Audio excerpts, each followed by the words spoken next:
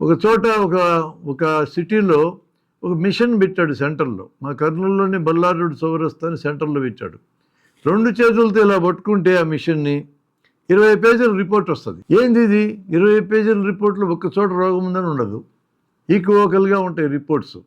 రోగం ఉందని రిపోర్ట్లో ఉందనుకోండి, అతను మళ్ళీ ఇంకో ల్యాబ్కి వెళ్ళి చెక్ చేసుకుంటే రోగం లేదని ప్రూవ్ అయినా, ఇక్కడ లేదని చెప్తే అక్కడ ఉందని ప్రూవ్ అయినా ఇలా మర్యాద పోతుంది. అందుకని రోగం లేదని ఈక్వోకల్ రిపోర్ట్స్ ఇస్తే ఎక్కడికి ఓడాడు.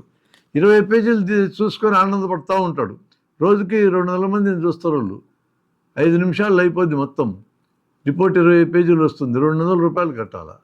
ఏందిరా విషయం అని మేము పరిశీలిస్తే ఆ వెనక కంప్యూటర్లో 20-30 రిపోర్ట్లు ముందే ఫీడ్ చేసి ఉంటారు. వీళ్ళు చేతులు పట్టుకోగానే బటన్ నొక్కగానే రిపోర్ట్ వస్తుంది.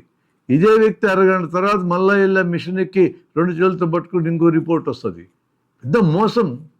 వ్యాపారం అయిన తర్వాత మోసం కూడా వస్తుందండి. అందులో సర్వీస్, ప్రజల దృష్టి ఏముంది? సర్వీస్గా ఉండాలనుకుంటున్నారు, కానీ బయటేమో వ్యాపారం కింద మారిపోయింది.